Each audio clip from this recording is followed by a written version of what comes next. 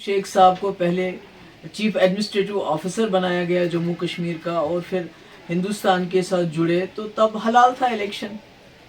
जब वो वजीर आजम बने तो तब हलाल था। जब वजीर आजम से उनको हटाया गया तो फिर इलेक्शन 22 साल के लिए हराम हो गया। 22 साल तक वो राजशुमारी की बात करते रहे।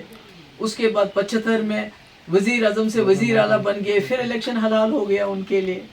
और उसके बाद 87 में जब यहाँ जमात इस्लामी और दूसरी जमात इस्लामी कोई पहली बार इलेक्शन नहीं लड़ रही है। सैयद अली शाह गिलानी साहब मरहूम बहुत पहले से इलेक्शन प्रोसेस का हिस्सा थे, मगर 87 में हलाल को हराम किसने बनाया है जमात के लिए इलेक्शन को, या दूसरी जमातों के लिए, या मफ के लिए?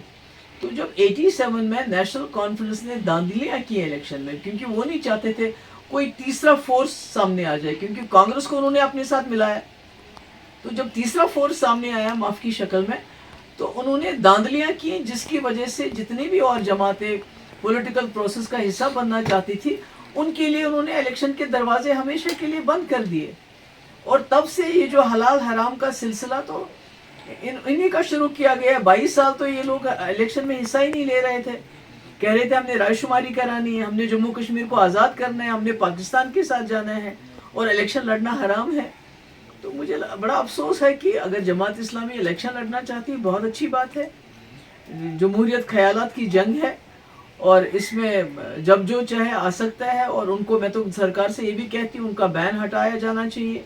उनके जितने भी इंस्टीट्यूशंस हैं, एसेट्स हैं जो आपने फ्रीज किए हैं, कन्फिस्केट किए हैं, उनको डीफ्रीज किया करना चाहिए, उनको वापस करना चाहिए।